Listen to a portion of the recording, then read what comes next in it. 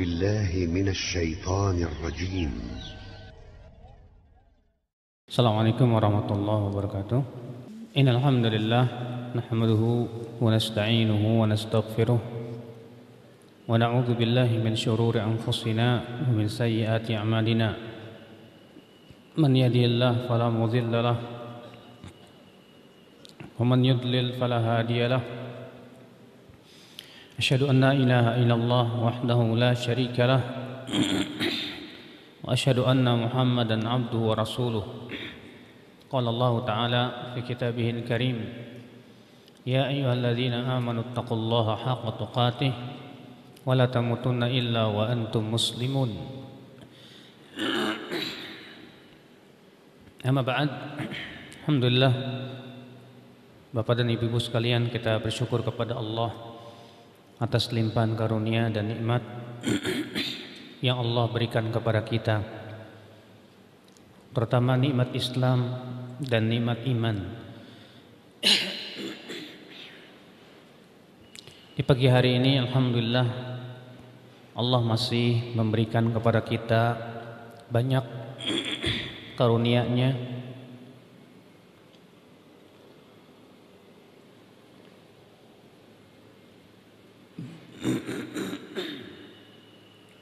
terutama nikmat kesehatan dan waktu luang.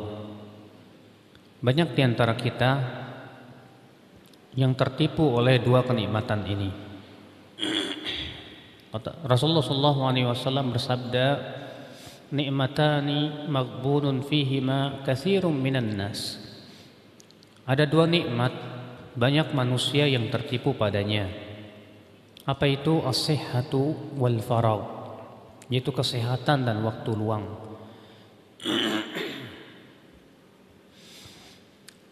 Dan alhamdulillah ternyata Allah memberikan kepada kita taufik untuk mempergunakan kesehatan ini dalam rangka talabul ilm, mempergunakan kesempatan dan waktu luang ini dalam rangka menuntut ilmu Allah Rabbul Izzati wal Jalalah.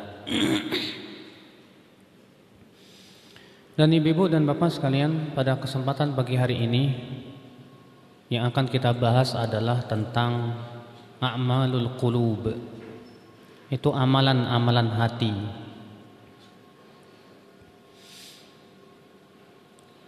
Kenapa saya membahas tentang amalan hati? Kenapa tidak membahas amalan badan? Kalau amalan badan mungkin sudah sering dibahas ya.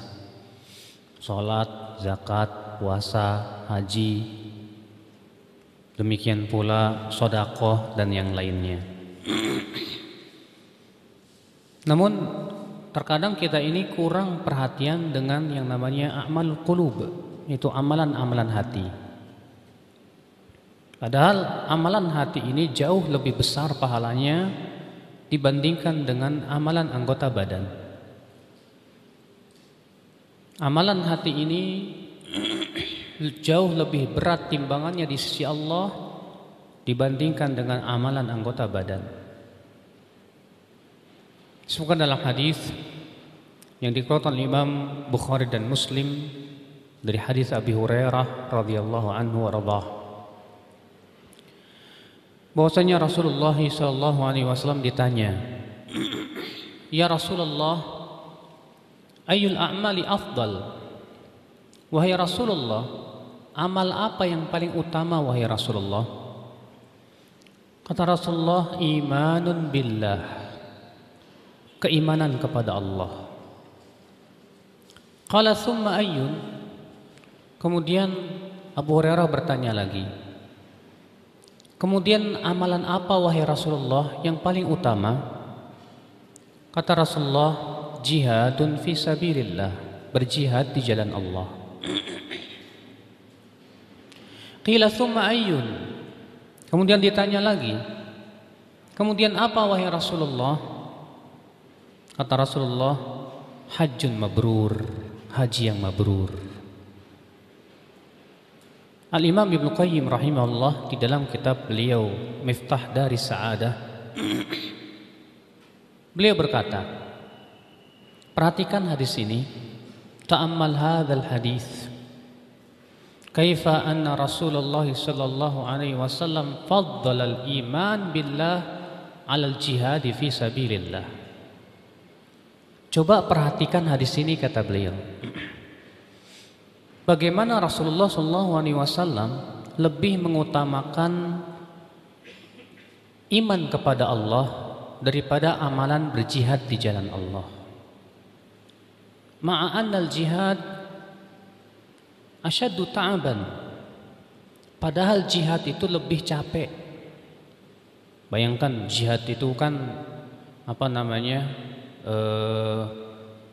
mencampakkan diri kita kepada kematian. Jihad itu menghadapi berbagai macam kesulitan. Tapi ternyata iman kepada Allah jauh lebih besar, lebih tinggi, lebih utama di sisi Allah Subhanahu wa taala. Sedangkan iman kepada Allah itu apa? Amalan hati apa amalan badan, Pak? Amalan hati apa amalan badan? Amalan hati. Iya. Ustadz, bukannya iman itu adalah perkataan dengan keyakinan dengan hati, ucapan dengan lisan, amalan dengan anggota badan. Kata Ibnu Hajar dalam kitab Fathul Bari, yang dimaksud dengan iman kepada Allah di dalam hadis ini adalah at-tasdiq bil qalb, pembenaran dengan hati.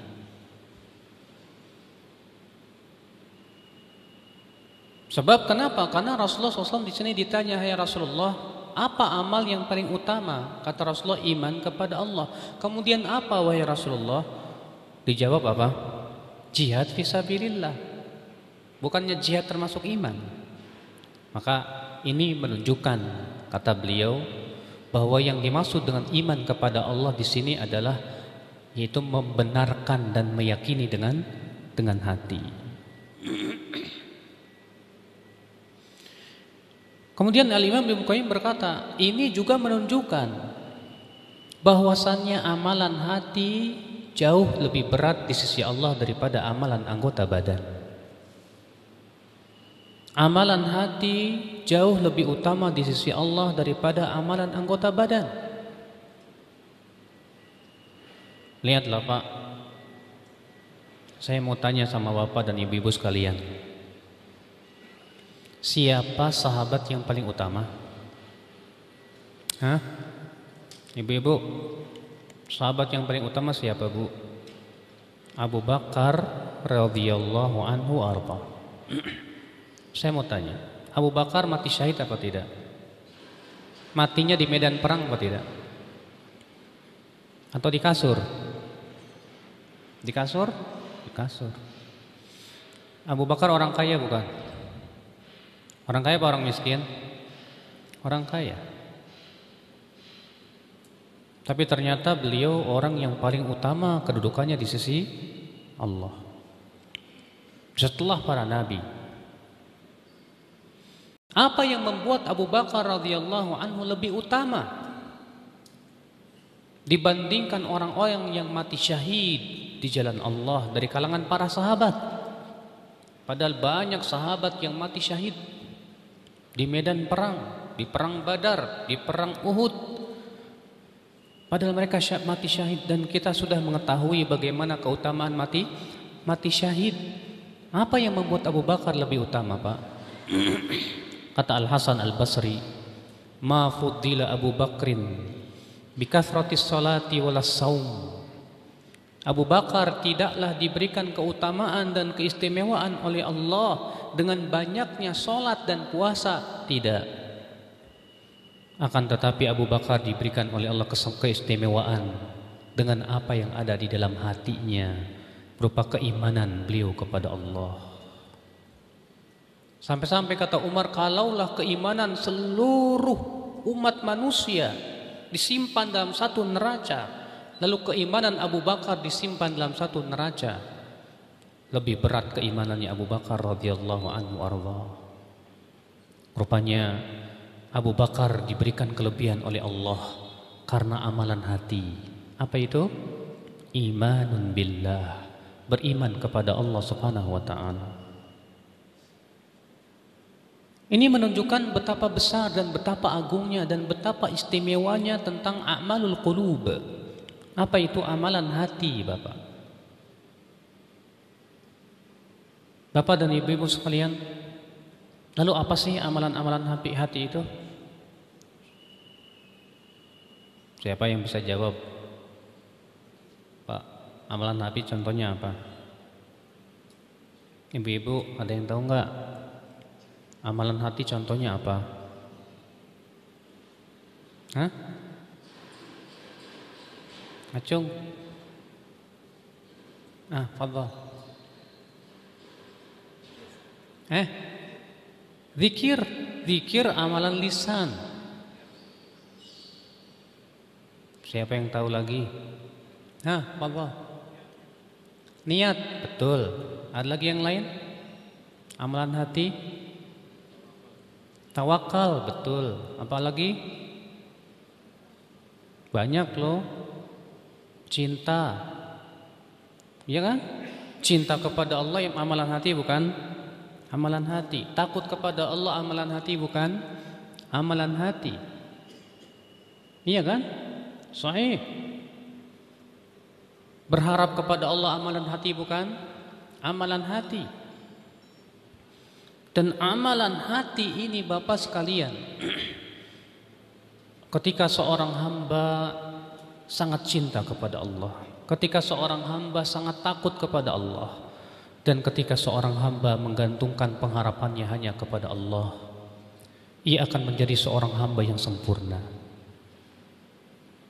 Inilah amalan hati yang diinginkan Bapak sekalian. Taib. Saya mau tanya sama Bapak dan Ibu sekalian. Menuntut ilmu amalan apa? Badan? Masa? Menuntut ilmu amalan apa? Ilmu itu adalah makanan hati, Pak. Makanya menuntut ilmu itu amalan hati. Antum memahami dengan apa? Dengan hati. Mencerna, ya. Lalu kemudian dari menuntut ilmu itu menghasilkan berbagai macam buah-buahan yang ranum dalam hati kita. Saya mau tanya, tujuan antum menuntut ilmu apa?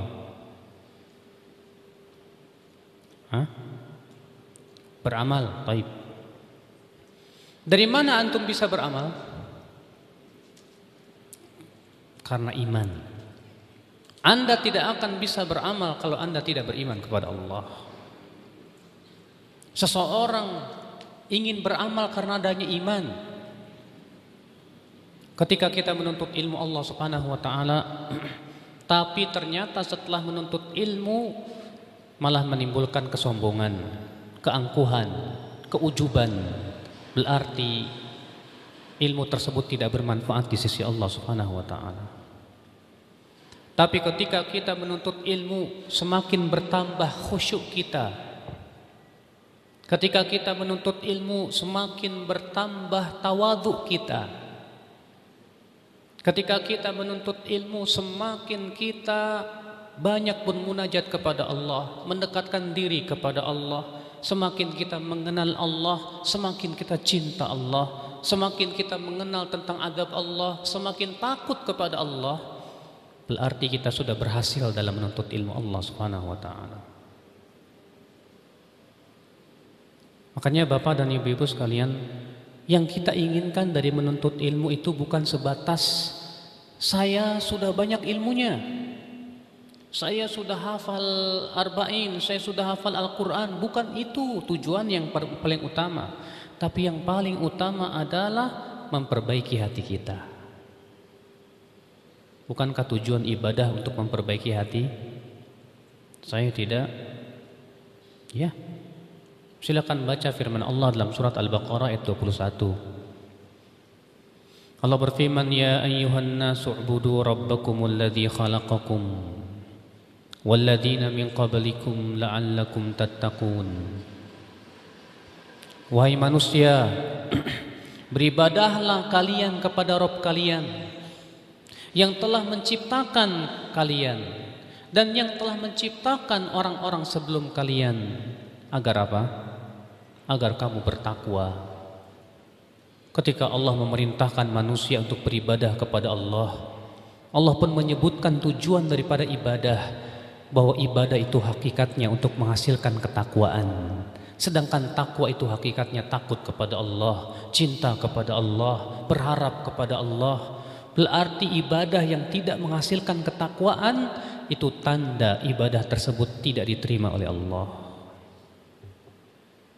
Ketika Allah mewajibkan puasa, Allah mewajibkan puasa tujuannya apa sih Pak? Dalam surat Al-Baqarah ayat berapa itu? 184 ya, 83 ya. Allah mengatakan apa? Ya ayyuhalladzina amanu kutiba alaikumusiyam kama kutiba alal ladzina min qablikum la'allakum apa? La'allakum tattaqun. Hai orang-orang yang beriman, diwajibkan atas kalian berpuasa sebagaimana diwajibkan atas orang-orang sebelum kalian. Allah mengatakan agar kamu bertakwa. Sekarang saya mau tanya, takwa itu tempatnya di mana? Hah? Di sini. Kata Rasulullah, ala inna taqwa hahuna. Ala inna taqwa hahuna. Ala inna taqwa hahuna. Ketahuilah takwa itu di sini. Takwa itu di sini kata Rasulullah. Takwa itu di sini, itu di hati. Di hati. Ini kembali lagi kalau begitu Pak, bahwa menuntut ilmu adalah tujuannya memperbaiki hati agar menimbulkan amalan-amalan hati. Ketika hati bening, maka amalan hati semakin kuat. Tapi ketika hati kotor, amalan hati pun semakin lemah.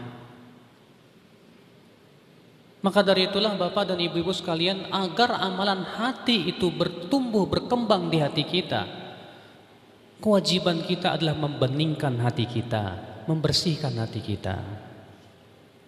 Wallahi Pak, perhatian Allah dan Rasulnya terhadap perbaikan hati dan pembeningan hati, perhatian yang luar biasa. Silakan Bapak dan Ibu buka dalam surat Asy-Syams. Di dalam surat Asy-Syams Allah Subhanahu wa taala bersumpah.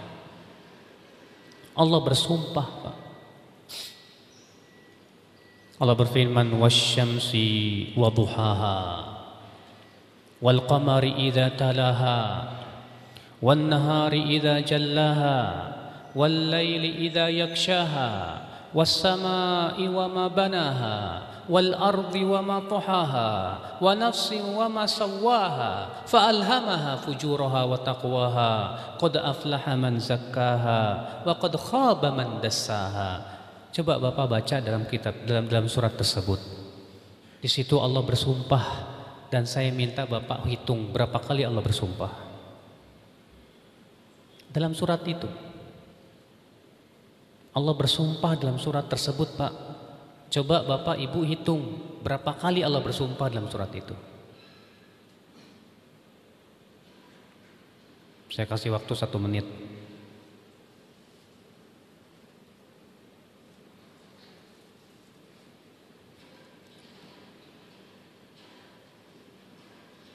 Ada yang bisa menghitung? Ada yang sudah menghitung? Berapa kali Allah bersumpah di dalam surat Asy-Syams di situ? Hah? 7? Ini? 7? 14? Oh ini, Masya Allah nih. Kok bisa 14? Ada lagi yang lain? Bapak, Ibu atau Ibu-ibu ada yang sudah menghitung ada berapa? Hah? Coba Mas yang 14 nih. Wah ini Masya Allah. Yang pertama apa? Coba sebutin. Demi matahari 1, dan sinarnya 2, demi bulan. Itu berapa tuh? 3. Terus apa lagi? Demi malam apabila menutupinya berapa tuh? 4. Terus Demi langit serta pembinaannya berapa itu?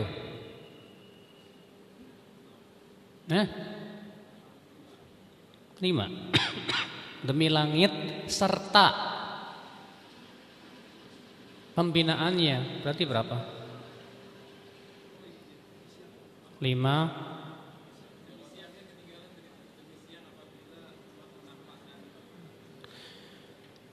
Baik, supaya cepat saya hitung sendiri deh. Ya. Allah berfirman wasyamsi waduhaha. Demi matahari dan demi waktu duha. 2. Wal qamari idza talaha. Demi matahari apabila mengiringinya. Wan nahari idza jallaha. Demi siang apabila telah meneranginya. Wal laili idza yakshaha. Demi malam apabila ia telah menutupinya. Was samai wa ma banaha. 7. Demi langit dan demi bangunannya. Was samai wa ma banaha. Wal ardi wa ma tahaha.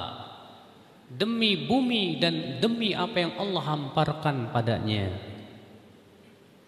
Wa nafsin wa ma sawwaha. Dan demi jiwa dan demi apa yang Allah sempurnakan padanya. 11. Ya. 11 kali Allah bersumpah dalam surat ini, Pak. Dan silakan Bapak dan Ibu-ibu mencari dalam surat apa Allah bersumpah sebanyak ini. Tidak ada. Dan tak pernah Allah bersumpah sebanyak ini kecuali dalam surat Asy-Syams. Untuk apa Allah Subhanahu wa taala bersumpah 11 ini? Coba Bapak baca. Ya. Untuk apa Allah Subhanahu wa taala bersumpah 11 kali? 11 kali, bayangkan dalam surat ini. Allah mengatakan dalam ayat itu apa? Fa'alhamaha fujuraha wa taqwaha.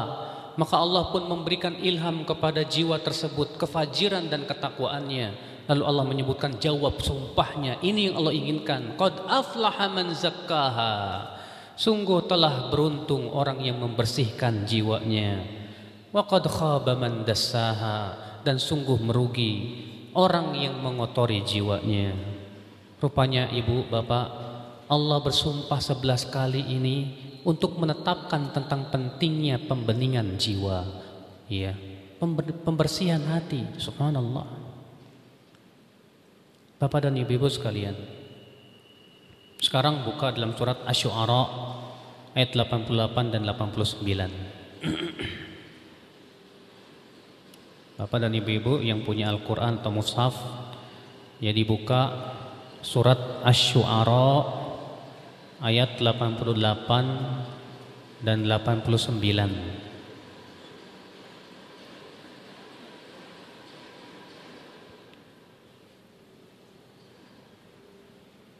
Asy-Syu'ara ayat 88 dan 89. Ketemu? Asy-Syu'ara ayat 88 89. Sudah? Apa isinya? Allah berfirman apa?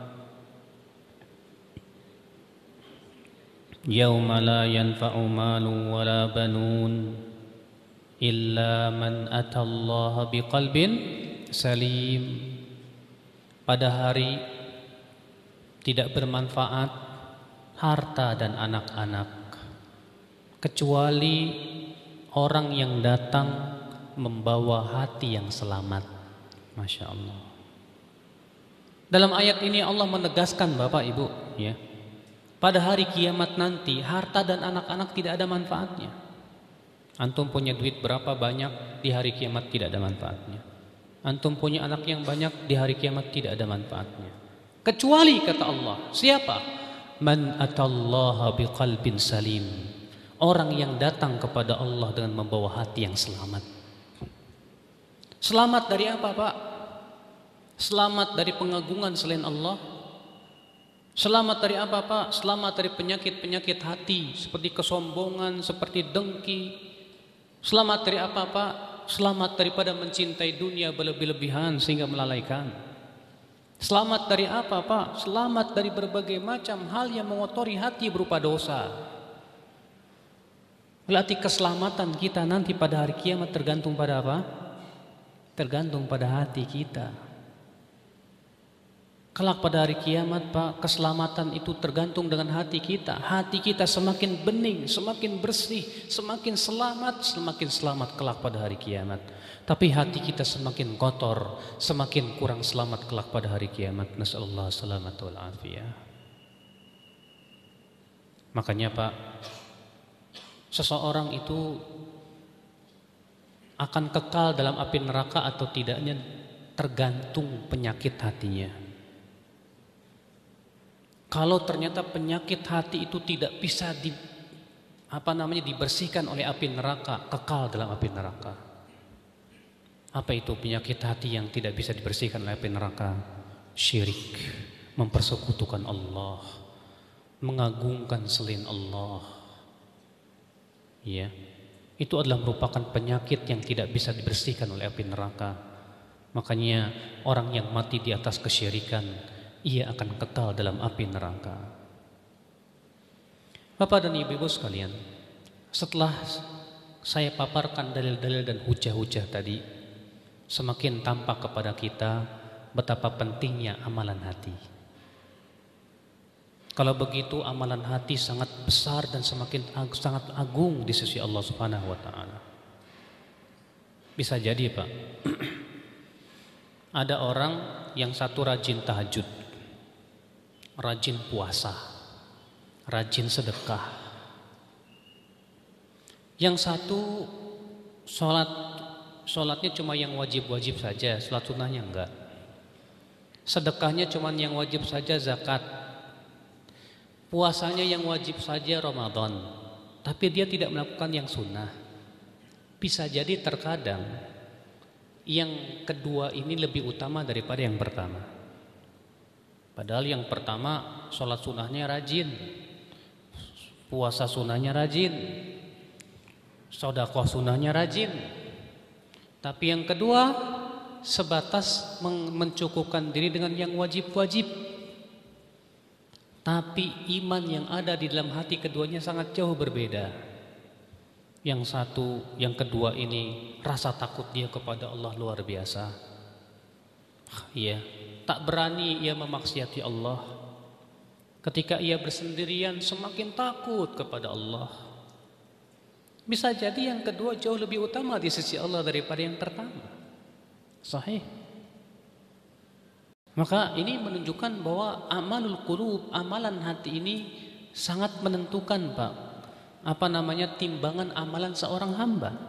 Bahkan kata Imam Ibnu Qayyim rahimahullah, di antara perkara yang memperberat timbangan amalan seorang hamba adalah amalan hati. Baik.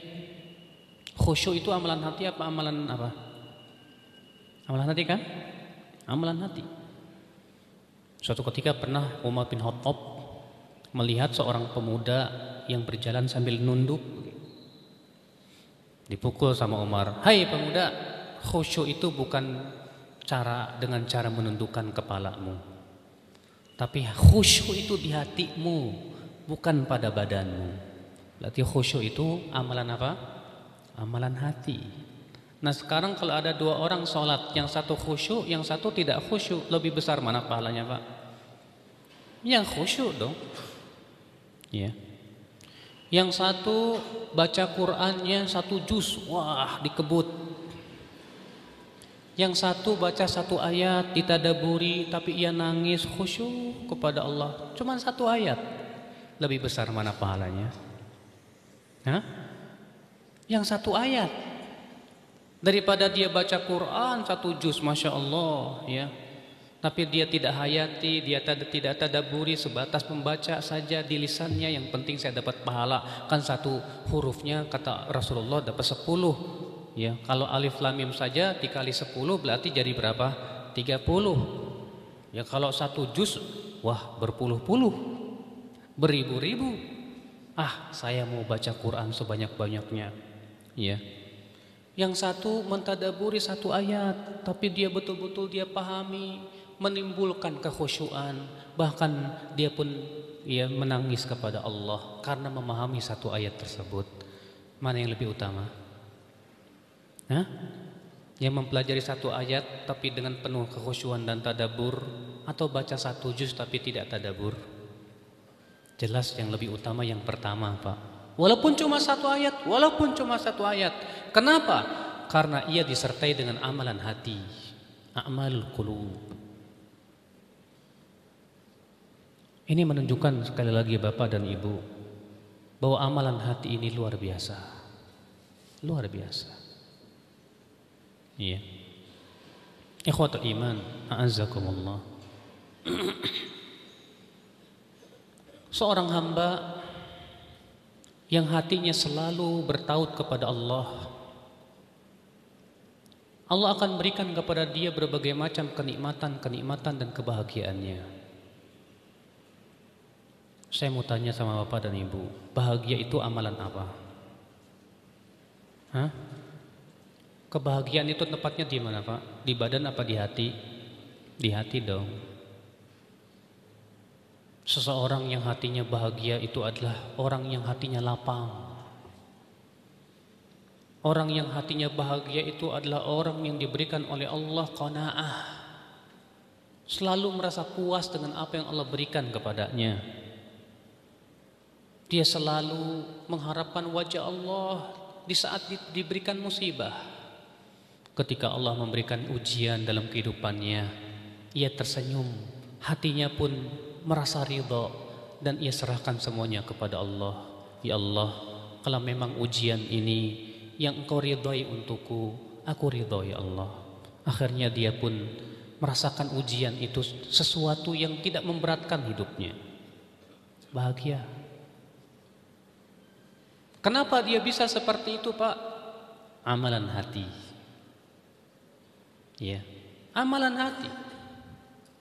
Taib, ada satu orang kaya, Pak. Dia cari duit, tapi dia tidak diberikan oleh Allah qanaah. Hatinya rakus. Yang satu lagi diberikan oleh Allah rezeki pas-pasan, tapi qanaah. Saya tanya, lebih bahagia yang mana? Lebih mana yang lapang dadanya? Yang qanaah, yang pas-pasan tapi qanaah.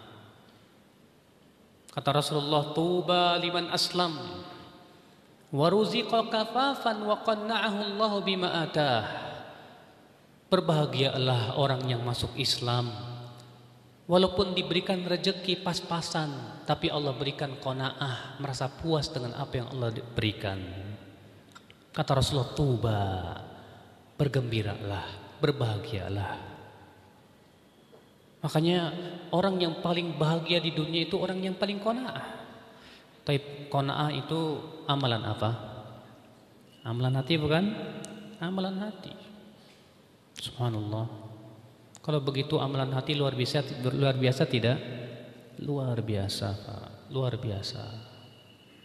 Iya. Bapak, Ibu,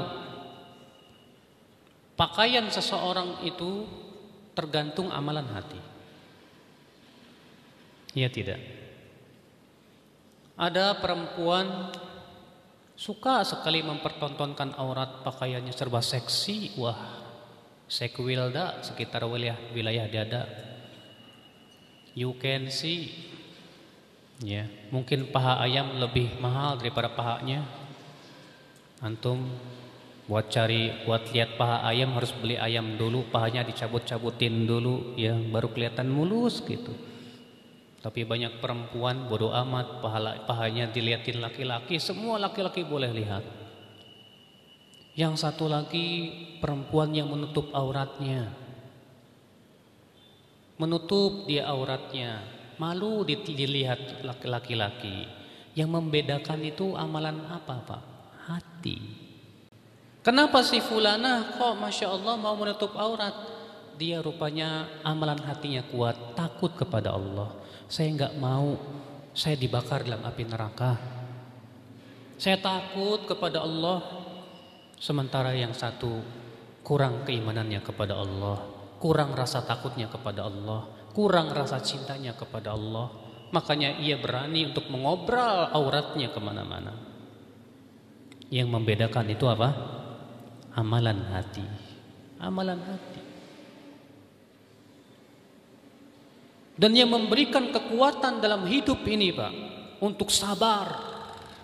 Apa kalau bukan hati? Bukankah sabar itu adalah merupakan amalan hati? Ya tidak? Iya wallah. Bapak, Ibu, menjalankan perintah Allah butuh sabar tidak?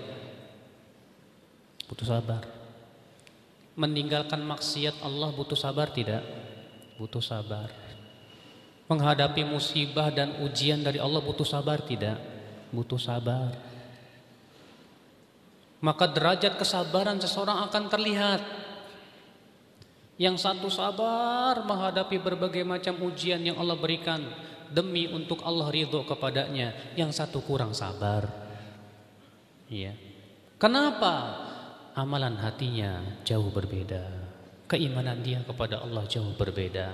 Kecintaan dia kepada Allah jauh berbeda. Inilah Bapak sekalian, ya akhwat Islam azakumullah.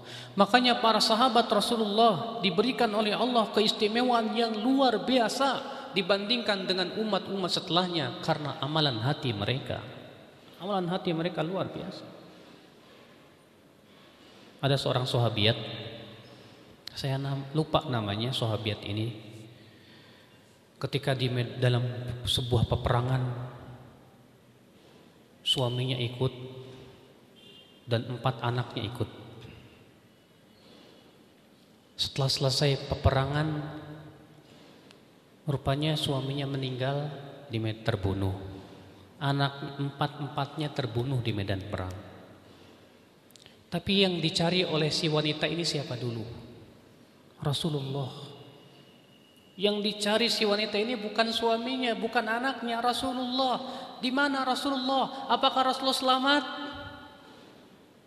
Setelah diketahui Rasulullah selamat, kata pemuda ini, kata wanita ini, wahai Rasulullah, musibah engkau jauh lebih besar daripada musibah selain engkau. Aku sudah merasa tenang asal engkau selamat. Gak masalah suami dan anak-anakku semuanya mati di medan perang. Apa yang membedakannya, Pak?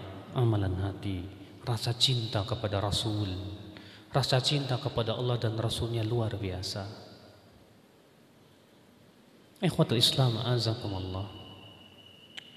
Maka inilah Bapak Ibu betapa pentingnya amalan hati, Pak. Coba tanya kepada saya dan kepada diri kita, saya juga termasuk. Sudah sejauh mana kita mencintai Allah? Saya yakin semua kita ketika ditanya apakah kamu mencintai Allah, semua kita berucap saya cinta Allah, saya cinta Allah. Tapi pertanyaannya sudah sejauh mana kita mencintai Allah? Apa sih hakikat cinta itu, Pak? Hakikat cinta itu adalah perasaan yang menggelora. Di saat kita mendengar nama Allah, hati kita merasa takut kepada Allah, merasakan kebahagiaan ketika mendengar namanya.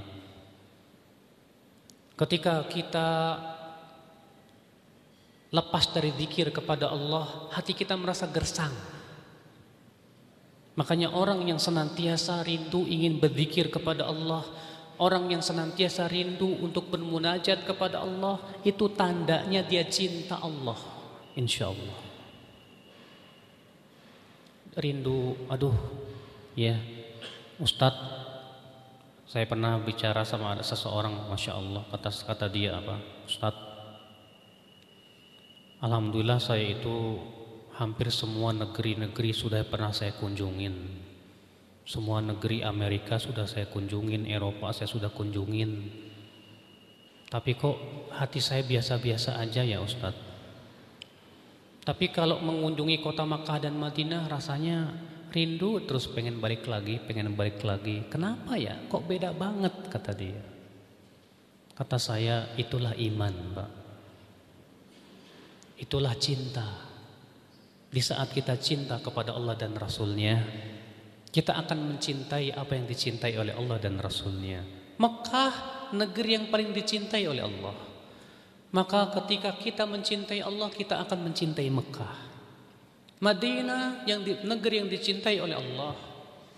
Di saat kita mencintai Allah dan Rasulnya, kita akan mencintai Madinah. Makanya pantas hati kita selalu rindu ingin ke sana lagi, ke Mekah lagi, ke Madinah lagi. Kenapa? Karena amalan hati, iman kepada Allah Rabbul Izzati wal Jalal. Ikhwatul Islam, azakumullah. Cukup saya sampaikan dalil-dalil dan bukti-bukti yang menunjukkan betapa besarnya amalan hati. Sekarang kita akan membahas tentang bagaimana menumbuhkan amalan hati. Ketahuilah Bapak dan Ibu-ibu sekalian, untuk menumbuhkan amalan hati, yang harus kita lakukan adalah yang pertama, ma'rifatullah, mengenal Allah. Untuk menumbuhkan amalan hati, yang harus kita lakukan adalah ma'rifatullah, mengenal Allah, kenali Allah. Bagaimana cara mengenali Allah? Kata Syekh Muhammad bin Shalih Utsaimin, fa ma'rifatullah, adapun mengenal Allah, yang itu dengan dua cara. Cara yang pertama, mengenal Allah melalui Al-Quran dan hadis. Kenali Allah dalam Al-Quran dan hadis. Dan ini yang paling otentik. Kenapa? Karena Allah lah yang paling tahu tentang dirinya. Maka Allah pun mengabarkan dalam Al-Quran dan hadis tentang siapa dirinya. Baca oleh Bapak bagaimana Allah memperkenalkan dirinya dalam Al-Quran. Allah berfirman, Allahu la ilaha illa huwal hayyul qayyum, la ta'khudhuhu sinatu wa la naum, lahu ma fis samawati wa ma fil ard. من ذا الذي يشفع عنده إلا بإذنه يعلم ما بين أيديهم وما خلفهم ولا يحيطون بشيء من علمه إلا بما شاء وسع كرسيه السماوات والأرض ولا يؤوده حفظهما وهو العلي العظيم. Di sini Allah memperkenalkan siapa dirinya. Allah alladzi la ilaha illahu, yang tidak ada ilah yang berhak disembah kecuali Dia. Al-Hayy Al-Qayyum, yang maha hidup lagi maha berdiri sendiri. La ta'khudhu sinatun wala naum, Allah tidak ditimpa rasa kantuk, tidak pula rasa tidur. Lahu ma fis samawati wa ma fil ard, milik Allah lah yang ada di langit dan di bumi.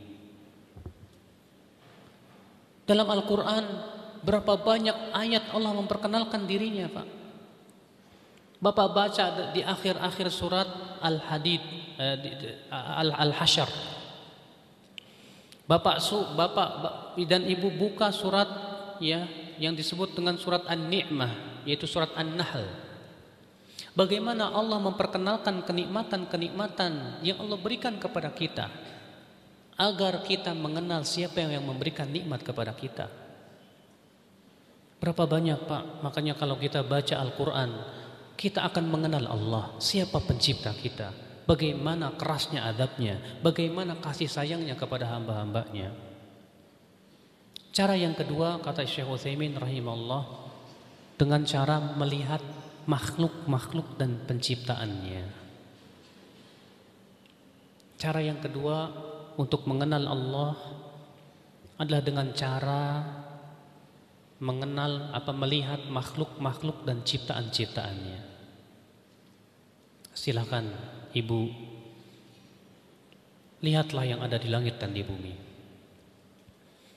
Allah Ta'ala berfirman, Inna fi khalqis samawati wal ardi wa ikhtilafil laili wan nahar la ayatin li ulil albab alladzina yadhkuruna Allaha qiyaman wa qu'udan wa 'ala junubihim wa yatafakkaruna fi khalqis samawati wal ard Rabbana ma khalaqta hadza batila subhanaka faqina 'adzaban nar.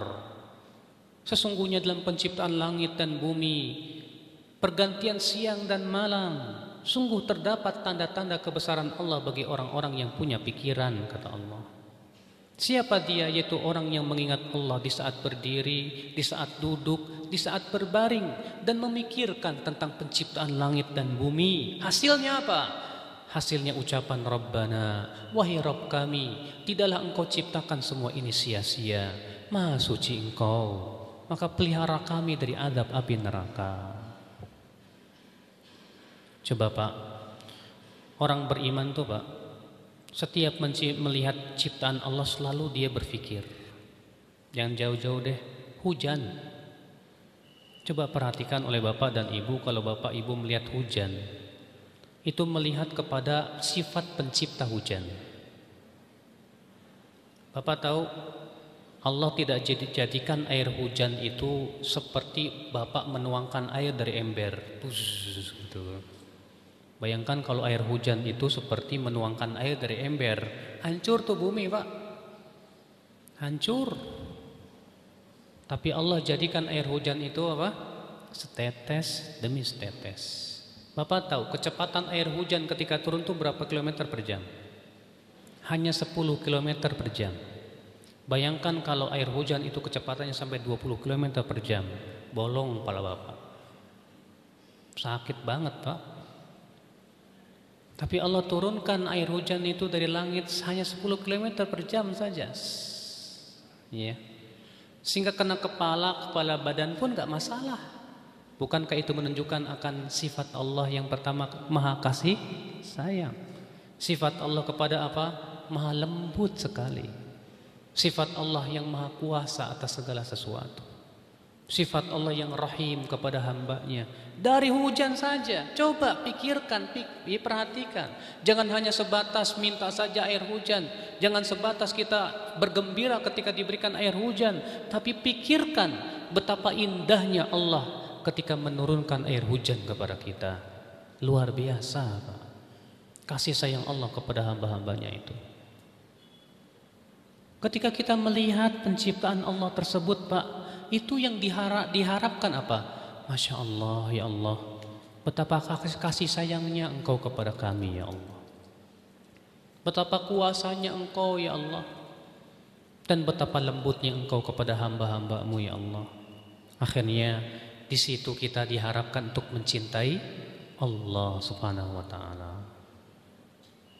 Bapak, Ibu sekalian, silakan perhatikan oleh kita bagaimana Allah menciptakan binatang-binatang, bunga-bunga yang indah, pepohonan-pepohonan. Lihatlah bunga itu mengeluarkan kelopak-kelopak dengan warna yang sangat serasi sekali. Padahal yang namanya bunga tak pernah sekolah kesenian. Bunga gak pernah sekolah kesenian Pak. Tapi subhanallah dia bisa mengeluarkan warna-warni yang sangat serasi sekali. Terasa indah, dipandang mata pun segar rasanya. Kalau bukan itu menunjukkan bahwa penciptanya maha indah. Maha indah. Sehingga dari situ kita mengetahui bahwa pencipta kita maha indah. Indah syariatnya, indah perbuatannya, indah ciptaannya. Kenalilah Allah, kenalilah Allah.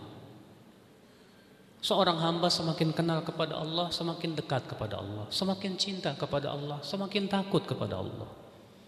Terkadang Allah memperlihatkan kepada manusia tentang bagaimana adabnya. Tsunami yang ada di Aceh.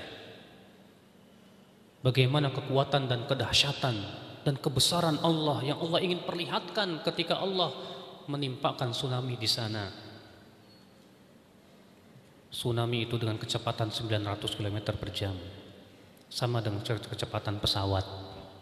Bayangkan, membawa belerang yang sangat panas. Ya, ternyata Allah biarkan masjid-masjid berdiri dengan kokohnya dan tersenyum, seakan masjid itu berkata, ini adalah kekuasaan penciptaku. Ya, makanya Bapak dan Ibu-ibu sekalian, coba perhatikan, lihatlah, kenali Allah, kenali Allah. Sehingga pada waktu itu timbul rasa cinta kita kepada Allah, rasa takut kita kepada Allah, rasa berharap kita kepada Allah. Allah yang menciptakan langit dan bumi, yang menciptakan berbagai macam rezeki untuk kita. Matahari Allah ciptakan, binatang-binatang, hewan, tumbuhan untuk kita semuanya sebagai kasih sayang Allah kepada kita. Saya mau tanya sama Bapak, mana yang lebih banyak di dunia ini? Oksigen atau air? Oksigen. Kenapa? Karena kebutuhan manusia kepada oksigen lebih. Kenapa air itu murah tapi emas itu mahal? Karena manusia kepada emas masih bisa hidup kalau tanpa emas. Tapi manusia tanpa air dia bisa mati. Allah ciptakan air sebanyak-banyaknya. Untuk siapa? Manusia. Coba Pak, ya, orang beriman tuh hatinya selalu berpikir, Pak. Berpikir dan berpikir. Dari berpikirlah akan timbul apa? Rasa cinta kepada Allah. Makanya kata Ibnu Qayyim, aslu kulli khairin wa aslu kulli syarrin al-fikr. Pokok segala kebaikan dan pokok segala keburukan adalah pikiran. Kalau kita berpikir tentang hal-hal seperti itu, akan muncul kepada hati kita sesuatu kebaikan. Tapi kalau kita berpikir tentang sesuatu yang buruk, akan muncul dalam hati kita suasana-suasana yang buruk. Nah inilah Bapak dan Ibu-ibu sekalian. Berarti yang pertama, agar kita bisa mengamalkan atau menumbuhkan amalan-amalan hati, yaitu ma'rifatullah. Mengenal siapa? Mengenal Allah. Dan ini pokoknya Pak, Ibu. Sebab tanpa kita iman kepada Allah, tanpa cinta, tanpa rasa takut kepada Allah, kita tidak bisa beramal. Makanya kan lihat yang kata Aisyah apa? Kata Aisyah radhiyallahu anha, sebagai diriwayatkan Imam Bukhari dalam sahihnya, karena awwalu ma nazala minal Qur'an, adalah ayat-ayat yang pertama kali turun dalam Al-Qur'an adalah tentang surga dan neraka. Kalaulah yang pertama kali turun itu jangan mencuri, mungkin kami tidak akan meninggalkan pencurian. Kalaulah yang pertama kali turun itu jangan berzina, mungkin kami tidak akan meninggalkan perzinahan. Kenapa Pak? Karena keimanan belum tumbuh kepada Allah. Rasa takut kepada Allah belum ada. Rasa cinta kepada Allah belum bersemi. Belum. Makanya di awal-awal ketika dakwah di Mekah, Rasulullah SAW memfokuskan masalah akidah. Tentang surga, tentang neraka, tentang tauhid, tentang syirik. Mengenal Allah Rabbul Izzati wal Jalalah. Sehingga ketika keimanan telah tumbuh, rasa cinta telah kokoh di hati dan menghunjam, rasa takut kepada Allah telah kuat sekali. Ketika Allah perintahkan untuk jilbab, wanita-wanita para sahabat tak berpikir panjang lagi Pak. Ya. Keimanan sudah tumbuh. Ketika Allah turunkan ayat jilbab, wahai Nabi, katakan kepada istri-istrimu dan kepada anak-anak wanitamu dan wanita-wanita kaum muslimin, hendaklah mereka melabuhkan jilbab-jilbab mereka. Tak tunggu apa-apa lagi, diambilnya gorden-gorden itu, ditutupkannya ke tubuh mereka. Sementara di zaman sekarang banyak wanita-wanita muslimah yang tak berpakaian jilbab. Kalau kita katakan, Mbak nggak pakai jilbab, aduh panas. Kenapa? Karena rasa takut kepada Allah belum tumbuh. Kenapa? Karena rasa cinta kepada Allah belum tumbuh. Belum. Berarti Pak, Ibu, yang harus dimunculkan di dalam hatinya adalah rasa cinta dia kepada Allah. Rasa takut dia kepada Allah. Orang kalau sudah takut kepada Allah, sudah cinta kepada Allah Pak, maka jiwa sami'na wa ata'nya pasti kokoh di hatinya. Ya. Nah inilah Bapak, Ibu, ya berarti mengenal Allah. Sehingga dengan mengenal Allah akan tumbuh cinta kepada Allah. Yang diharapkan akan tumbuh ya takut kepada Allah, berharap kepada Allah, kemudian mengharapkan keridhaan Allah dan yang lainnya. Yang kedua, agar menumbuhkan amalan hati, membersihkan hati dari dosa dan kotoran-kotorannya. Ketahuilah Bapak dan Ibu, bahwasanya dosa itu melemahkan hati. Kata Ibnu Qayyim, al-ma'asi tud'iful qulub. Maksiat itu melemahkan hati. Hatinya lemah. Untuk apa? Lemah untuk mencintai Allah. Lemah untuk takut kepada Allah. Coba Pak. Dulu Bapak ketika Bapak suka berbuat maksiat, saya mau tanya, mungkin Bapak dulu yang pernah berbuat maksiat atau pernah dalam dugem dunia gemerlap, ya, dan yang lainnya. Waktu dulu itu mau sholat aja berat nggak?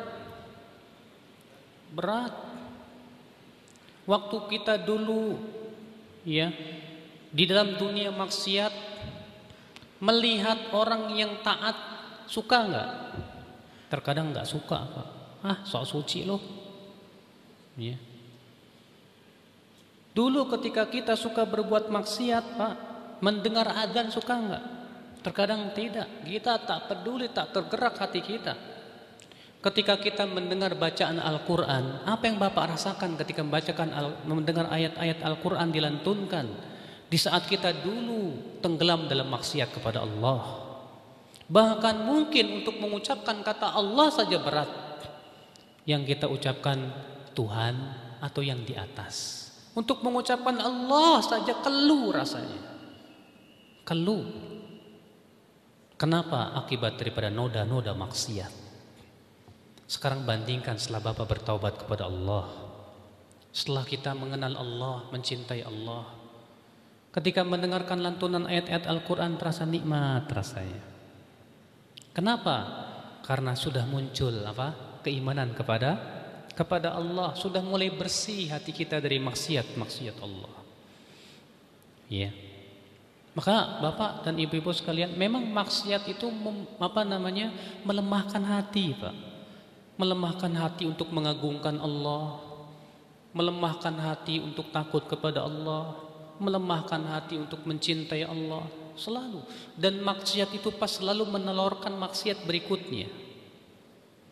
Bahkan kata Ibnu Qayyim dalam kitab Ad-Da' wad-Dawa, ya, akibat maksiat yang paling berat adalah ketika maksiat itu menelurkan maksiat berikutnya, sehingga seseorang terasa sulit untuk lepas dari kungkungan maksiat. Itu yang paling berat itu. Naudzubillah, nasallallahu salamata wal afiyah. Ini yang kedua, Pak. Untuk menumbuhkan amalan hati itu, kita butuh kepada pembersihan jiwa dari maksiat. Hati kita dibersihkan dari maksiat kepada Allah. Bagaimana cara membersihkan hati dari maksiat? Dengan dua cara. Yang pertama, menjauhi maksiat. Yang kedua, kalau kita sudah jatuh kepada maksiat, dengan banyak bertaubat kepada Allah Subhanahu wa taala. Karena walaupun mungkin Bapak Ibu sudah ngaji, alhamdulillah, ya tetap aja ya sekali-kali jatuh juga kepada maksiat. Apalagi di zaman sekarang untuk bisa, ya, menjaga pandangan mata itu susah sekali, Pak. Ya, Bapak mungkin naik angkot, naik mobil, naik apa, tak pernah lepas dari yang namanya memandang wanita-wanita telanjang, ya enggak, di jalan-jalan dan yang lainnya. Kalau enggak banyak istighfar itu kotor hati kita, rontok hafalan saya, ya.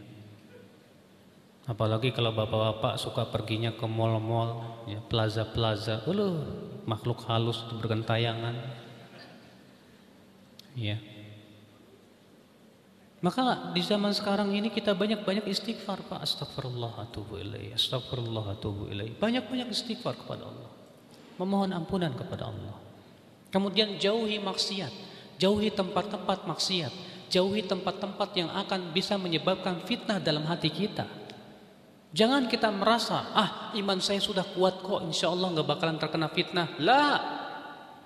Iblis lebih pintar daripada Anda.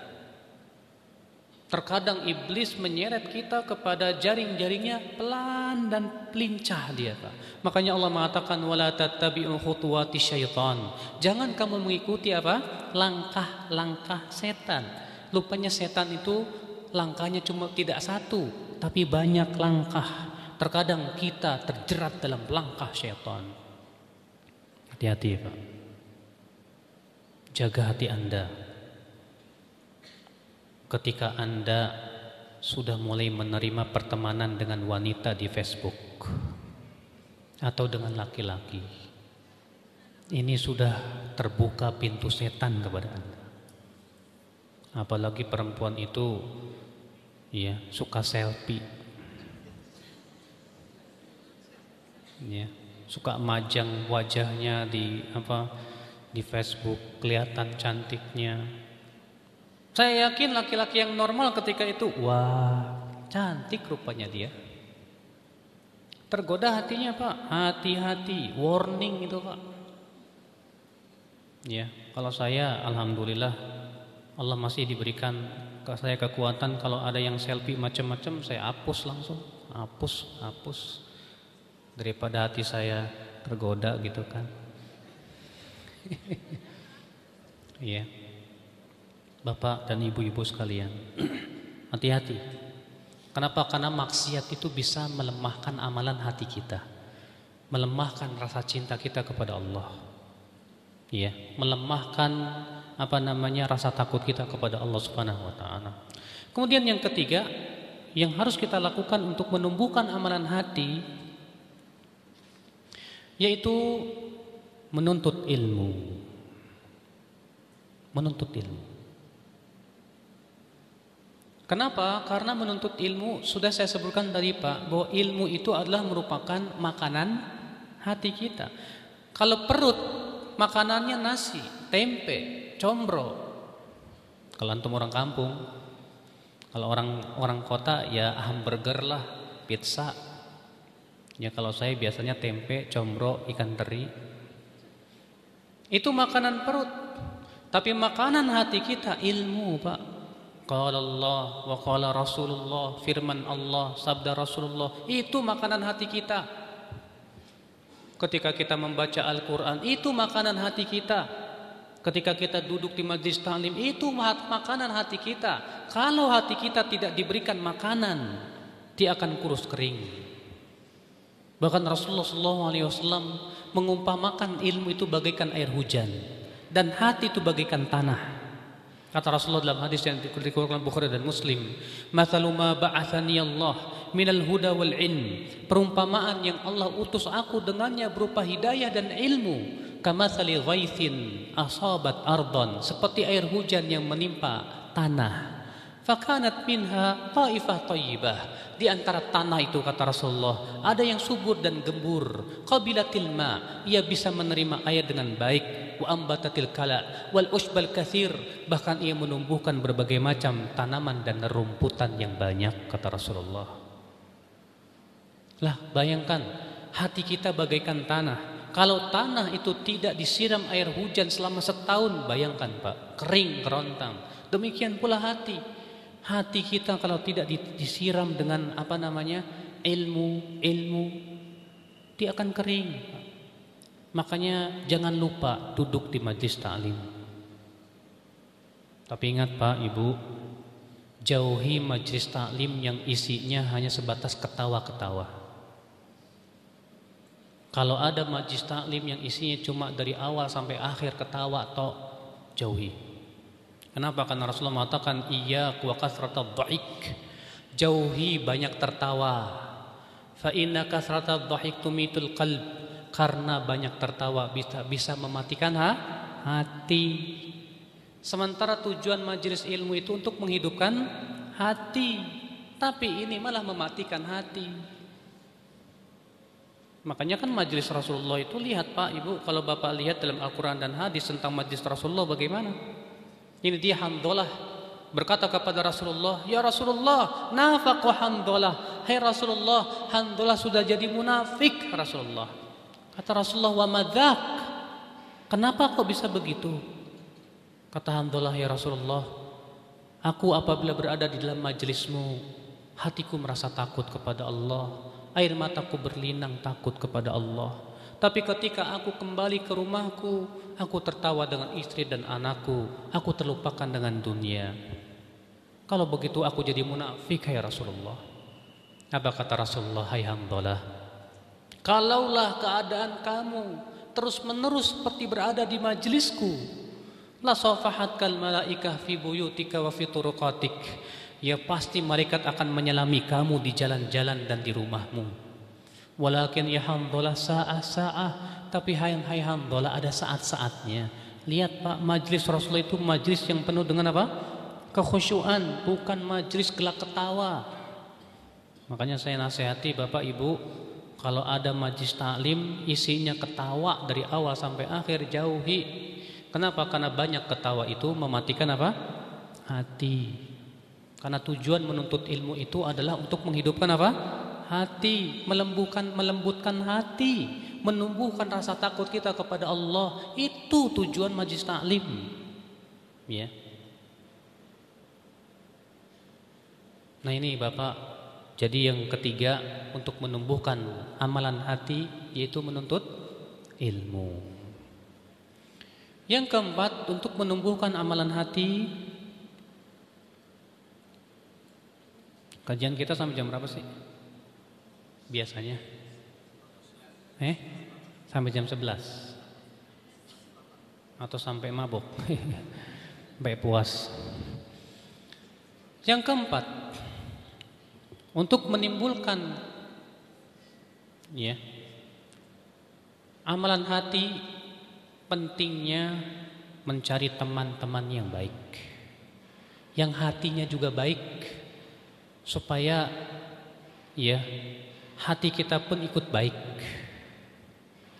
Sebab Pak, kalau tomat busuk sama tomat bagus bercampur, tomat yang bagus ikut busuk. Kalau antum berteman dengan orang yang hatinya buruk, khawatir antum jadi ikut buruk. Makanya kata Rasulullah, almar'u ala dini khalilih, seseorang itu di atas agama siapa? Temannya. Dan agama, din itu adalah tempatnya di hati. Bapak tahu Ibu, di antara penyesalan penduduk api neraka, menyesal punya teman yang tidak baik. Allah berfirman dalam surat Al-Furqan ayat 26 kalau nggak salah, di mana penduduk api neraka berkata, qala ya wailata laitani lam attakhidh fulanan khalila laqad adallani 'anil dzikri ba'da idz ja'ani wa kana syaitanu lil insani khadula. Berkata penduduk api neraka ini, aduh andaikan aku tidak menjadikan si fulan sebagai teman dekat saya, sungguh ia telah menyesatkan saya setelah datangnya peringatan kepada saya. Gara-gara dia saya masuk neraka. Subhanallah. Hati-hati Pak, Ibu, kalau berteman itu jangan punya keinginan disebut jangan takut disebut kuper, jangan. Kamu itu kuper banget sih. Bergaulkan sama siapa saja, nggak bisa. Kata-kata bergaul dengan siapa saja itu bukan dari Islam. Islam menganjurkan kita bergaul dengan orang soleh. Adapun dengan yang tidak soleh, sebatas muamalah dunia saja. Tapi untuk menjadikan teman dekat kita, yang kita curhat padanya, yang kita merasa dekat padanya, harus orang soleh, harus orang soleh. Makanya Pak, Ibu, lihat, terkadang ada wanita muslimah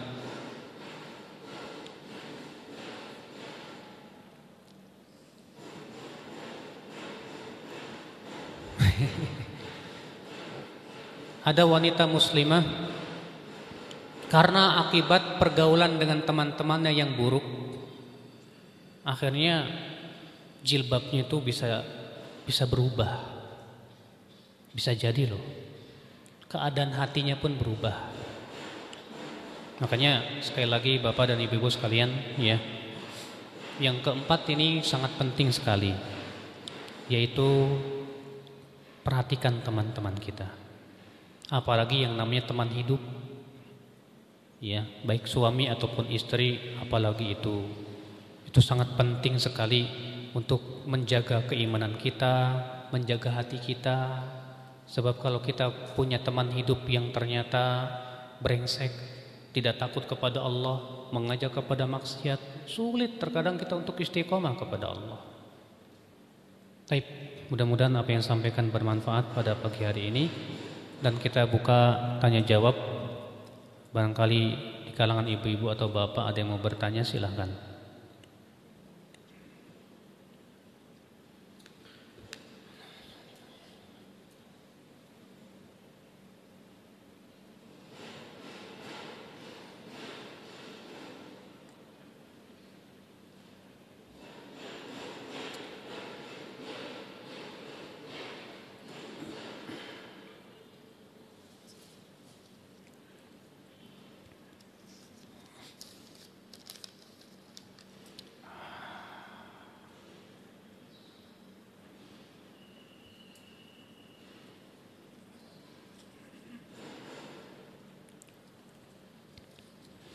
Assalamualaikum Ustaz. Waalaikumsalam warahmatullahi wabarakatuh. Apakah termasuk sombong kalau kita merasa tidak suka atau merasa risih melihat orang yang bermaksiat kepada Allah? Apabila kita menghindar dari orang seperti itu, apa salah? Saya tidak bisa mengatakan salah atau tidak. Kalau dikatakan sombong, bukan sombong jelas.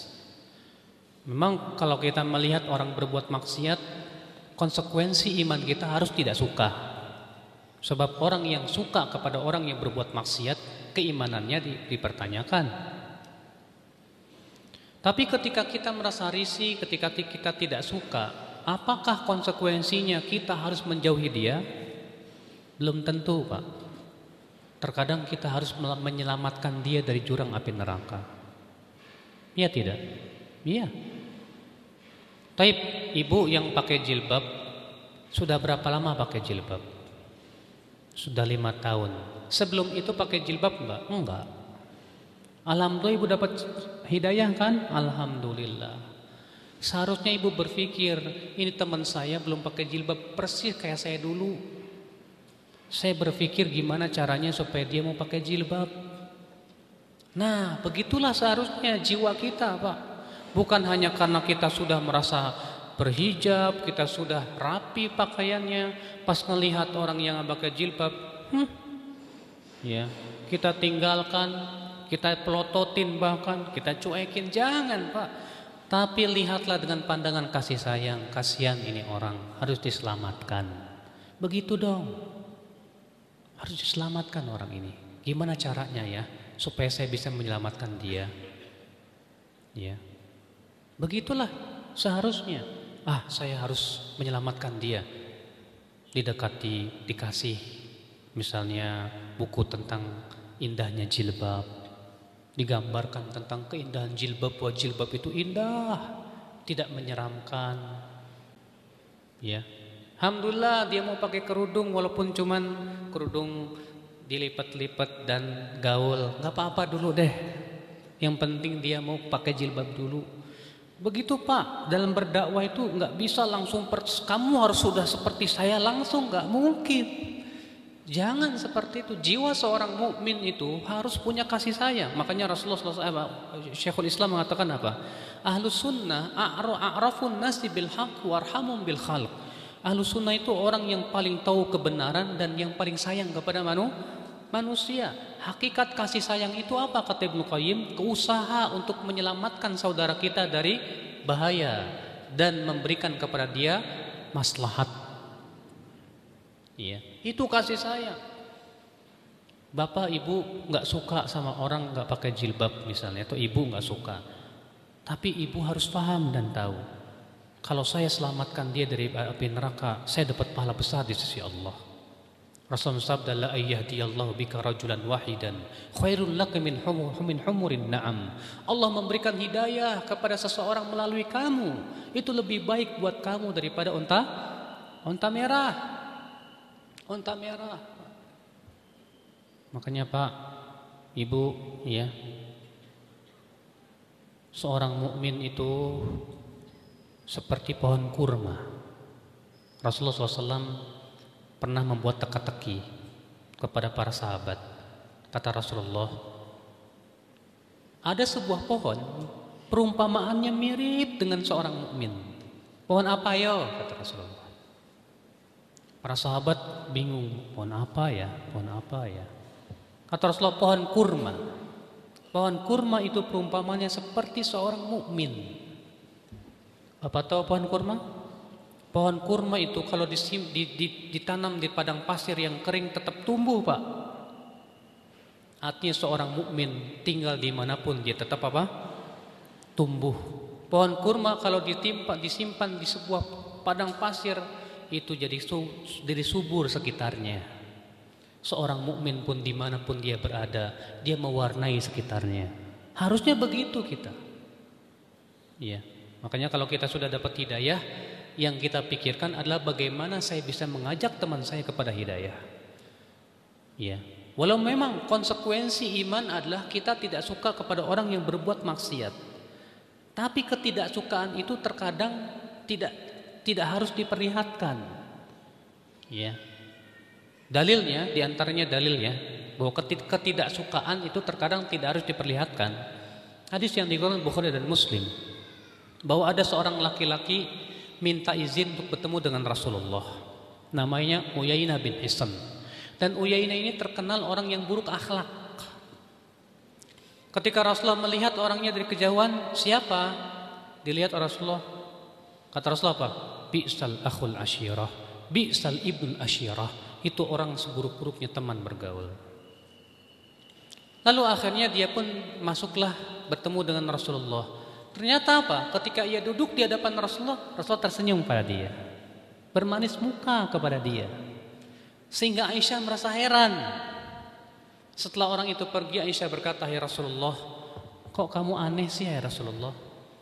Ketika engkau melihat dari kejauhan, kamu malah mencaci dia, tapi ketika engkau berhadapan dengan dia, malah bermanis muka kepada dia."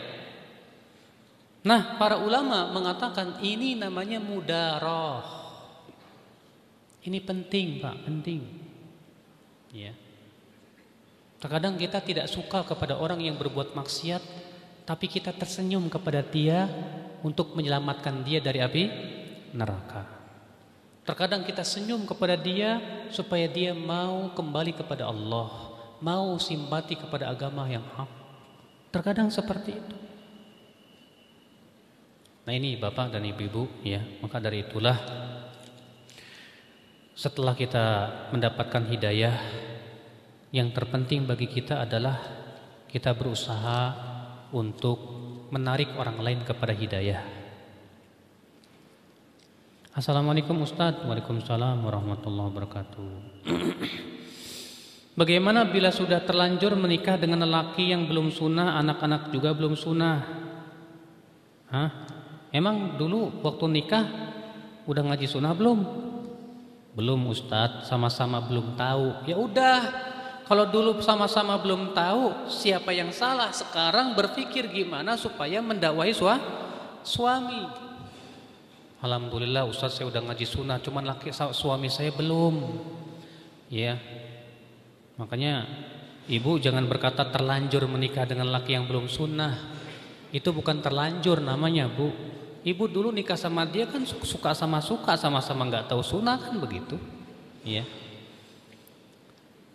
Lalu bagaimana untuk menjadikan keluarga yang sunnah? Maka dari itu ibu berpikir bagaimana mengajak suami kepada kebaikan, bagaimana mengajak anak-anak kepada kebaikan. Sekarang ibulah yang punya tugas, ya. Ibu yang punya tugas untuk mendakwahi suami, mendakwahi anak-anak, ya. Tapi sekarang suami sudah mulai belajar, Ustadz. Alhamdulillah kalau begitu, ya, bagus sekali.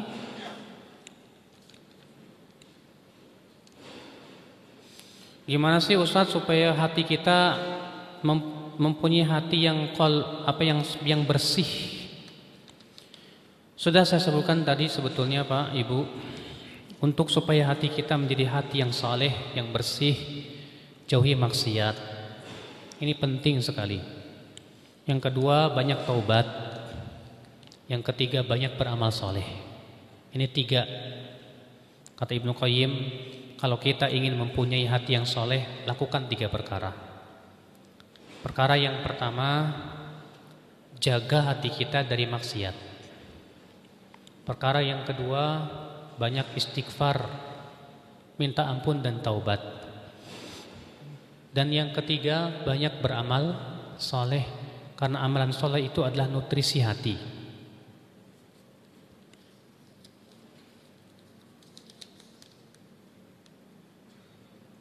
Apakah ada penyembuhan dengan menggunakan air hujan atau mandi dengan air hujan? Saya belum dikaruniai anak dan disarankan oleh seorang jamaah yang sudah ngaji sunnah untuk terapi mandi air hujan. Apa ada dalilnya? Belum tahu saya. Yang ada itu adalah Rasulullah SAW kalau lama enggak hujan, tahu-tahu hujan, Rasulullah buka kopiahnya dan buka bajunya, dibiarkan air hujan pertama itu mengenai tubuhnya. Sementara kita punya keyakinan kalau air hujan pertama itu bikin sakit. Tapi Rasulullah malah sebaliknya. Kalau air hujan pertama itu malah hujan-hujanan. Ya, hujan-hujanan. Kalau yang nggak punya anak gimana dong? Ya banyak sih sebetulnya obat-obatannya ya. Tergantung sebabnya kenapa. Ya, yang pernah saya pelajari dalam ilmu herbal bisa jadi karena terlalu dingin atau terlalu panas sehingga akhirnya rahimnya kering, sehingga harus dipupuk rutubahnya dari ginjalnya. Ya, pupuk kurma pucuk kurma bagus pakai madu. Demikian pula habas sauda juga sebenarnya bagus. Ya, minyak zaitun juga bagus, bisa semua itu. Ya, kita yang penting adalah usaha. Kalau udah usaha nggak dikasih-kasih ya udah. Ya kita berusaha untuk sabar dengan takdir. Ustadz, contoh maksiat dalam kehidupan sehari-hari apa ya? Banyak. Zina maksiat. Dalam kehidupan sehari-hari, pandangan-pandangan melihat sesuatu yang diharamkan oleh Allah maksiat. Mendengarkan sesuatu yang tidak diridhai oleh Allah, seperti ibu suka ngerumpi, ya, ngumpul, ngapain ngomongin orang. Ih si fulannya begitu ya, ih ustadz fulan mah begitu ya, ustadznya juga diomongin, ya itu maksiat. Maka kalau ada orang sudah berani dan membuka pintu ngomongin orang, segera ibu tinggalkan majelisnya. Kalau memang ibu tidak mampu untuk mengingkarinya, ya. Nah itu.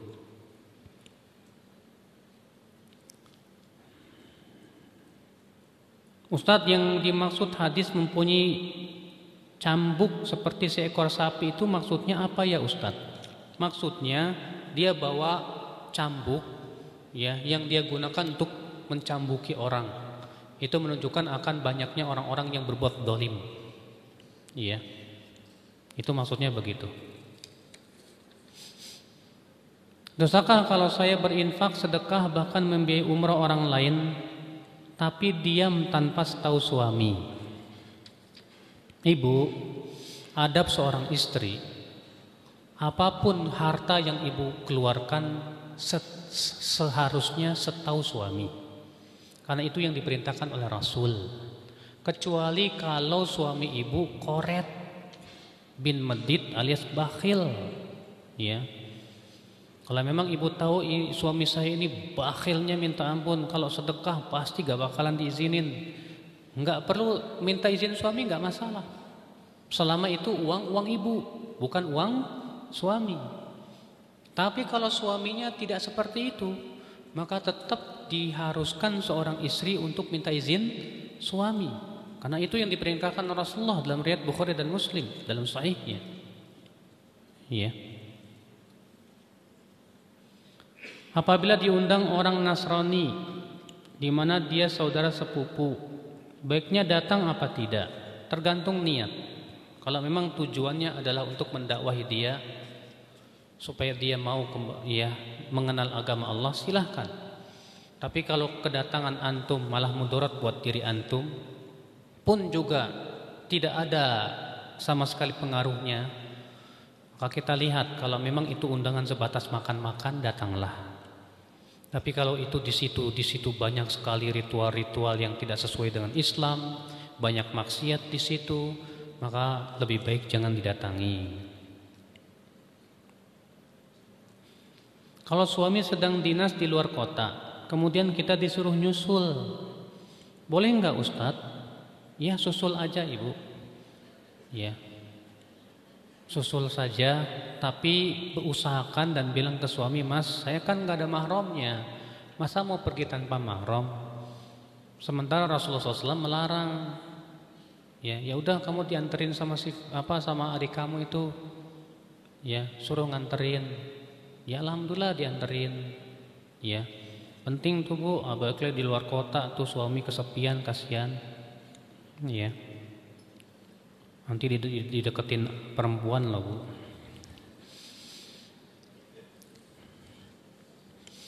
Saya pernah mendengar bahwa ridho orang tua adalah ridho Allah, murkanya orang tua itu murka Allah. Bagaimana dengan saya ya Ustadz? Karena orang tua saya dan suami saya membenci saya karena saya belajar ilmu ya Ahlus Sunnah ini. Ibu, kalau ibu di atas kebenaran, maka murkanya suami dan orang tua itu dosa buat mereka, bukan buat ibu. Ya. Maka kalau mereka tidak ridho ibu mencari ilmu Allah, padahal ibu sangat butuh kepada ilmu itu, maka itu tidak berdosa buat ibu, yang berdosa mereka. Makanya kata-kata ridho orang tua itu adalah ridho Allah. Maksudnya kalau itu sesuai dengan keridhaan Allah. Tapi kalau tidak sesuai dengan keridhaan Allah, bahkan itu malah dimurkai oleh Allah, maka pada waktu itu tidak berlaku hadis tersebut. Sebab Rasulullah SAW sabda, la ta'ata li makhlukin fi ma'siyatil khaliq, tidak boleh menaati makhluk dalam rangka memaksiati Allah Subhanahu wa taala.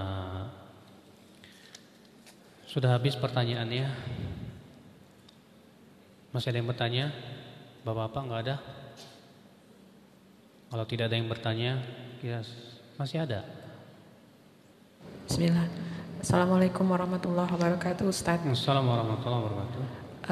Saya mau bertanya Ustaz, ada kawan saya sebelumnya dia Islam, kemudian menikah dengan non Muslim, masuk ke agamanya murtad ya Ustaz. Kemudian apakah dia bisa kembali lagi masuk ke agama Islam Ustaz? Demikian. Assalamualaikum warahmatullahi wabarakatuh. Ini pertanyaan yang sulit dijawab, Pak. Kata-kata apakah dia masih bisa masuk Islam lagi? Karena hidayah itu bukan di tangan siapa-siapa, tapi di tangan siapa? Allah. Kalau Allah yang berkehendak untuk memberikan hidayah, bisa. Kenapa tidak? Tapi kalau Allah tidak berkehendak, ya tidak bisa. Cuma kewajiban kita adalah berusaha untuk mendakwahi dia supaya dia kembali kepada agama Allah. Yang terpenting kita sekarang usaha bagaimana mendakwahi teman saya itu. Kita usahakan terus dakwahi. Kalau kita sudah dakwahi ternyata Allah belum memberikan hidayah, ya. Allah berfirman, innaka la tahdi man ahbabta walakinnallaha yahdi man yasha. Sesungguhnya kamu tidak bisa memberikan hidayah kepada siapa yang kamu sukai, tapi Allah lah yang memberikan hidayah. Kewajiban kita adalah berusaha saja. Ya, berusaha saja. Allahu a'lam. Silakan. Apakah masih boleh lagi masuk Islam? Oh jelas, silakan. Ya. Bukankah di zaman dahulu ada sebagian sahabat yang pernah murtad lalu masuk Islam lagi? Ada satu sahabat namanya Tulaiha al-Asadi. Ya, Tulaiha al-Asadi ini murtad, ngaku-ngaku jadi nabi. Kemudian setelah itu kembali lagi kepada Islam dan masuk Islam dan mati di atas Islam. Gak masalah. Ya. Cuma orang seperti ini harus dibimbing terus, Pak. Kasihan. Karena ketika seseorang masuk Islam, keluar Islam, masuk Islam, itu akibat daripada keraguan yang ada di dalam hatinya dan dangkal keilmuan dia tentang Islam itu sendiri. Ya wallahu a'lam. Ya. Assalamualaikum warahmatullahi wabarakatuh. Waalaikumsalam warahmatullahi wabarakatuh. Ya. Pak Ustadz, apakah ada doa khusus untuk mendoakan seseorang agar beliau masuk Islam? Terima kasih. Assalamualaikum warahmatullahi wabarakatuh. Tidak ada doa khusus. Yang jelas kita doakan, ya Allah berikan hidayah dia. Allah mahdi, ya Allah berikan hidayah kepada dia. Sebutkan dalam hadis yang dikeluarkan Imam At-Tabrani, Imam Tirmidzi dan yang lainnya, bahwa suatu ketika Rasulullah SAW ada orang Yahudi di sisi Rasulullah. Kemudian orang Yahudi ini pura-pura bersin haji. Tujuannya supaya Rasulullah mengucapkan yarhamukallah. Rupanya Rasulullah malah mengucapkan apa? Yahdikallah. Semoga Allah memberikan hidayah kepada kamu. Lihat ya, Rasulullah SAW ketika ada orang Yahudi bersin, Rasulullah SAW mengucapkan kepada orang Yahudi apa? Yahdikallah. Semoga Allah memberikan hidayah kepada kamu. Demikian pula kita doakan teman kita, ya Allah berikan hidayah kepada dia supaya masuk Islam. Ya, Allahu a'lam. Assalamualaikum. Silakan. Ustadz,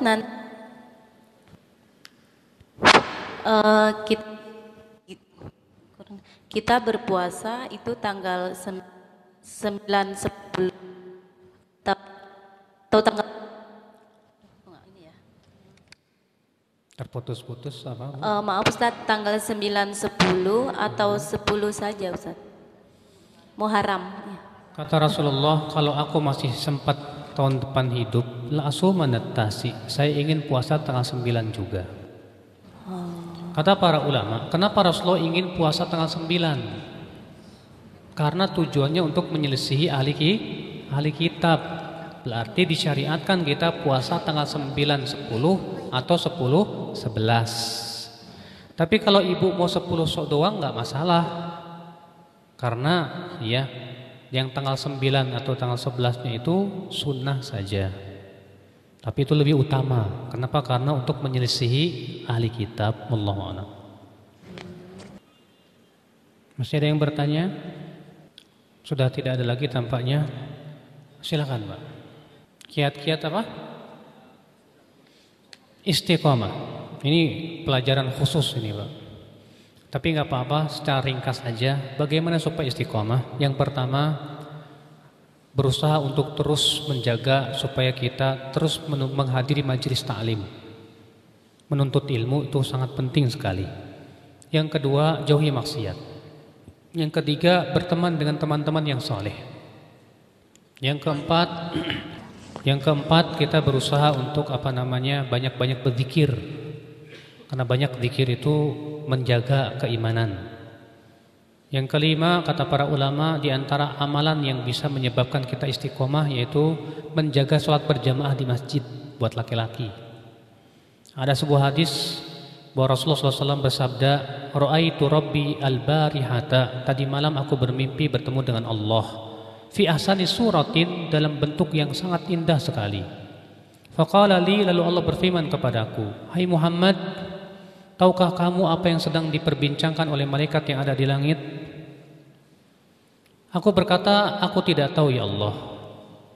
Kata Rasulullah, lalu Allah pun meletakkan tangannya di antara dua pundakku, sehingga aku pun merasakan dinginnya di antara dua dadaku, sehingga aku mengetahui apa yang terjadi di langit sana. Kemudian Allah kembali bertanya, "Hai Muhammad, tahukah kamu apa yang sedang diperbincangkan oleh malaikat yang ada di langit?" Aku tahu ya Allah, itu tentang amalan yang menggugurkan dosa dan amalan yang mengangkat derajat. Kemudian Rasul bersabda, adapun amalan yang menggugurkan dosa, famasyul aqdam ilal jamaat, melangkahkan kaki menuju salat berjamaah. Ya.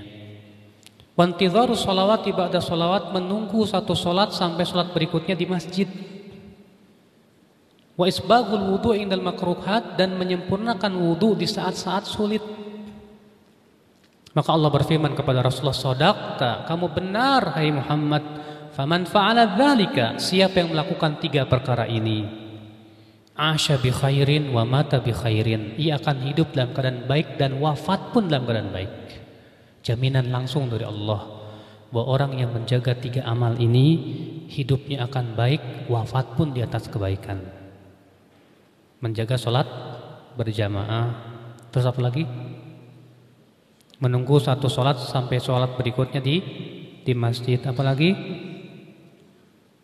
menyempurnakan wudu di saat-saat sulit. Itu amalan yang besar, Pak. Ya, yang bisa menyebabkan seseorang istiqomah insyaallah. Allahu a'lam. Assalamualaikum Pak Ustadz. Waalaikumsalam warahmatullahi. Silakan. Pak Ustadz, ketika kita sholat berjamaah, setelah baca Al-Fatihah kan surat-surat pendek kita baca. Tapi ini yang sir ya Pak, yang tidak di apa sih Pak Ustadz, yang tidak di bukan sir apa? Tidak dijarahkan gitu ya, jaharkan. Bukan jarah. Ya.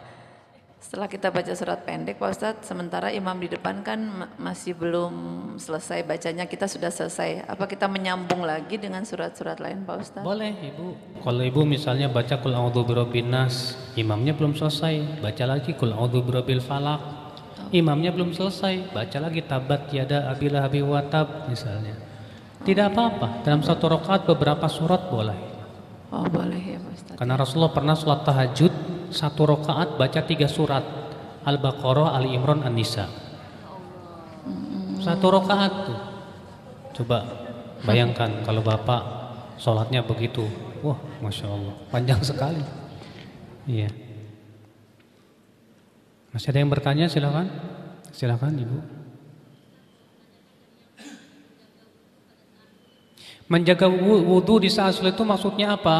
Ketika sangat dingin atau cuacanya dingin sehingga kalau megang air aja aduh ya kayak es, tapi tetap kita sempurnakan. Atau ketika kita sedang sakit, sulit rasanya untuk wudu, tapi tetap kita menyempurnakan wudu. Maka ini yang disebut dengan menjaga wudu di saat-saat sulit. Masih ada yang bertanya? Assalamualaikum Ustaz. Waalaikumsalam warahmatullahi. Mohon maaf, Bapak, apa yang bisa disarankan kepada seorang ibu yang kebetulan beliau sulit tidur sampai terjaga karena takut dalam keadaan tidurnya? Apa? Bagaimana apa yang dapat disarankan kepada seorang ibu yang kebetulan ibunya itu sulit tidur. Ya, dalam satu hari itu tidurnya hanya 2 jam karena beliau sangat takut ketinggalan sholat tahajud, jadi kondisi ibu ini kurang sehat dan kelihatannya memerlukan saran-saran yang mungkin akan bisa lebih mendekatkan diri kepada Allah. Sebelumnya terima kasih banyak. Wassalamualaikum warahmatullahi wabarakatuh. Bilang ke ibu itu, Bu, kenapa ibu harus khawatir nggak sholat tahajud? Iya. Bukankah Rasulullah SAW melarang kita berlebihan dalam mengamalkan suatu ibadah? Disebutkan dalam hadis, Bu, bahwa Rasulullah masuk ke masjid, rupanya di dalam masjid ada tali terikat di antara 2 tiang. Lalu Rasulullah bertanya, ini tali siapa? Dijawab oleh para sahabat, ini tali istrimu Maimunah ya Rasulullah. Dia kalau sholat malam terus lelah, dia sholat sambil gelantungan di tali itu. Kata Rasulullah apa? Hulluh, cabut tali ini. Liyusolli ahadukum ala nasyatih, hendaklah seseorang sholat dalam keadaan semangat. Ya. Tidur aja Bu. Kalau kita niatkan untuk tahajud biasanya Allah bangunin. Betul. Kalau ada orang beli jam beker gede gitu Pak, saya mau bangun jam 3, tapi niatnya kurang kuat. Biasanya kalau dia bunyi bangun matiin doang, tidur lagi. Seringnya begitu. Kenapa? Karena niatnya kurang kuat. Tapi kalau kita niatnya kuat, nggak pakai jam beker pun biasanya bangun sendiri Pak. Benar. Bukankah Allah berfirman, ana inda dhanni abdi bi, aku mengikuti persangkaan hambaku kepadaku. Kalau kita niatkan, saya jam 2 insyaallah mau sholat tahajud, tapi niat kita kuat, ya. Bahkan disebutkan dalam hadis yang diriwayatkan oleh Ibnu Hibban, man ittaja ala firashihi wa nawa an yaquma bil lail, siapa yang berbaring di atas tempat tidurnya dan dia berniat untuk sholat malam. Lihat, ya, berniat untuk sholat malam. Faghalabathu ainah, ternyata kalah oleh matanya.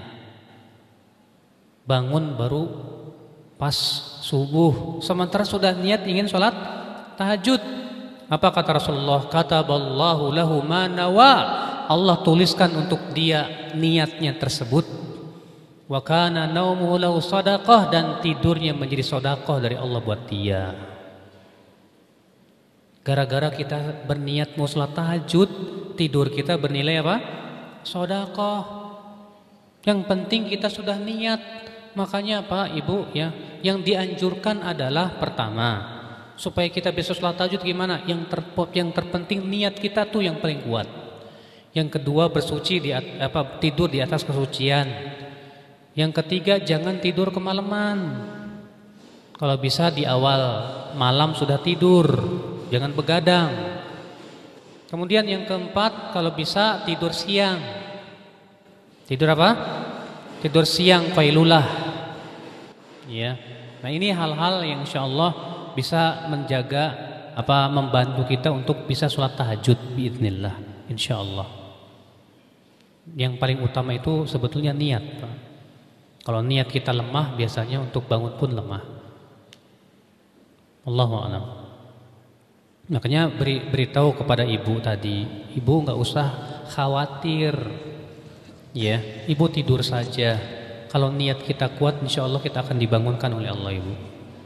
Ya, bilang ke ibu dan tenangkan hatinya.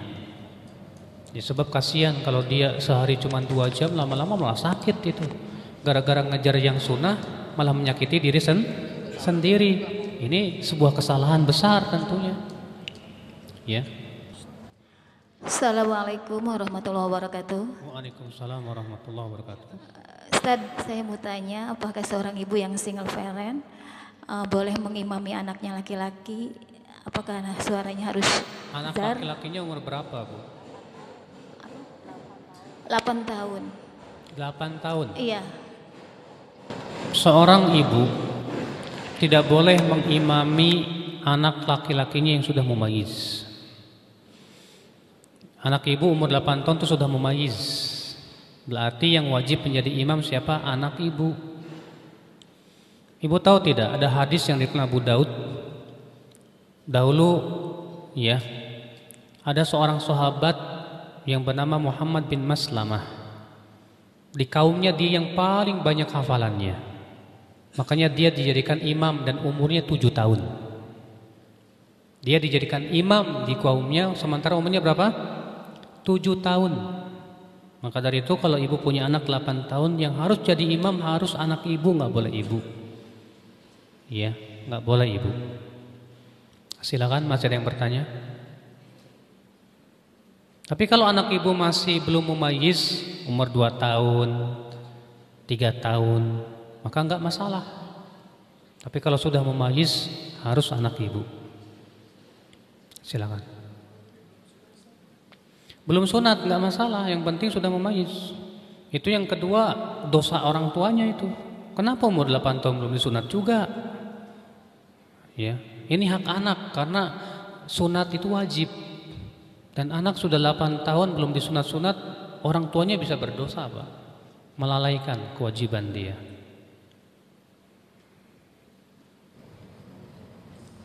Assalamualaikum warahmatullahi wabarakatuh. Ustaz, Assalamualaikum warahmatullahi wabarakatuh.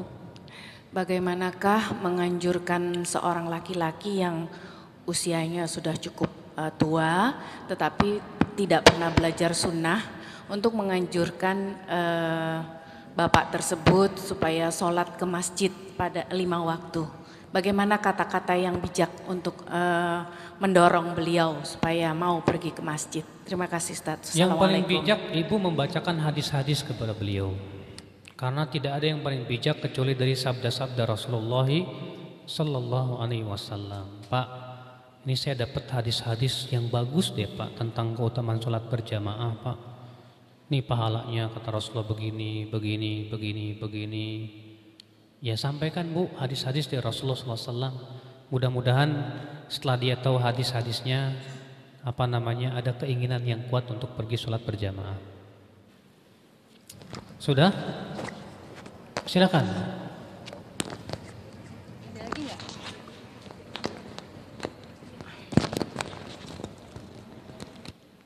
Bismillahirrahmanirrahim. Assalamualaikum warahmatullahi wabarakatuh. Assalamualaikum warahmatullahi wabarakatuh.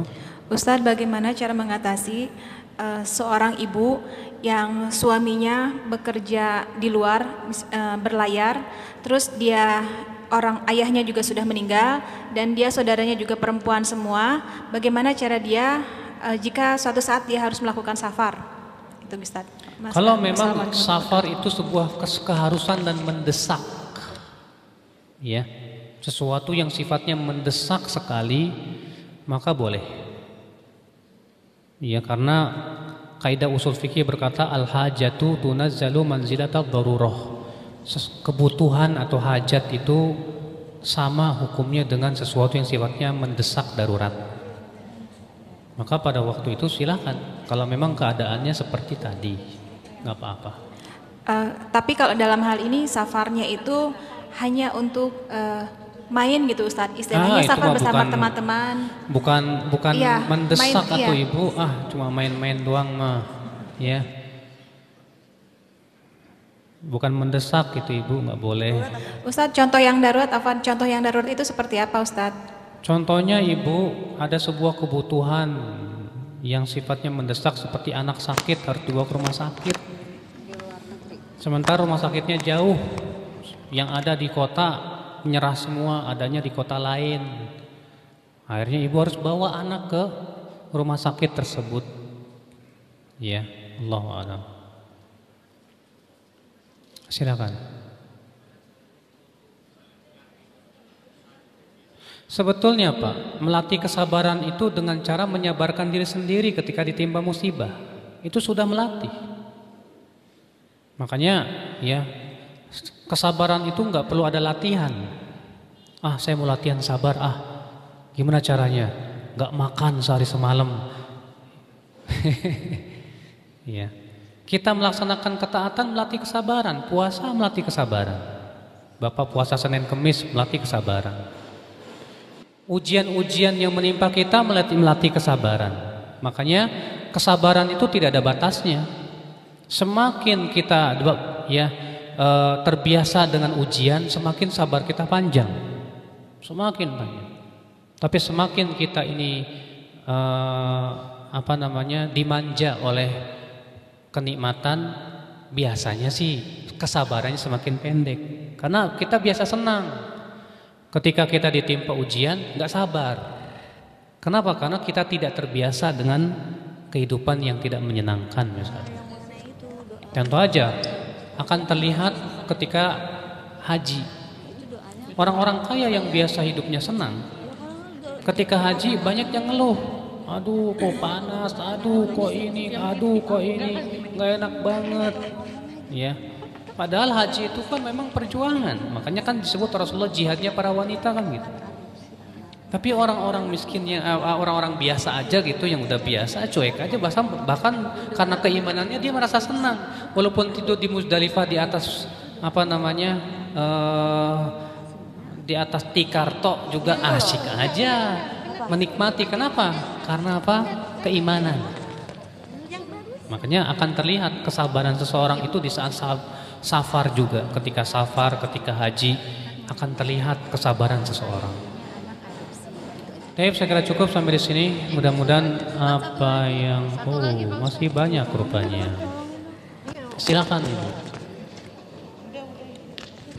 Assalamualaikum warahmatullahi wabarakatuh. Waalaikumsalam warahmatullahi wabarakatuh. Afwan, ini pertanyaan titipan.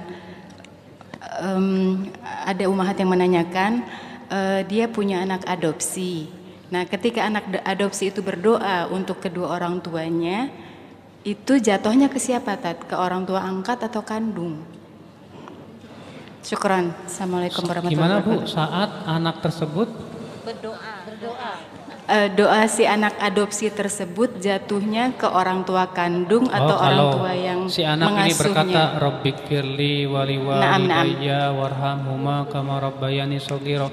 Dan si anak kandung tadi, si anak adopsi tadi tidak sadar kalau itu adalah orang bukan orang tuanya, tapi niatnya buat dia.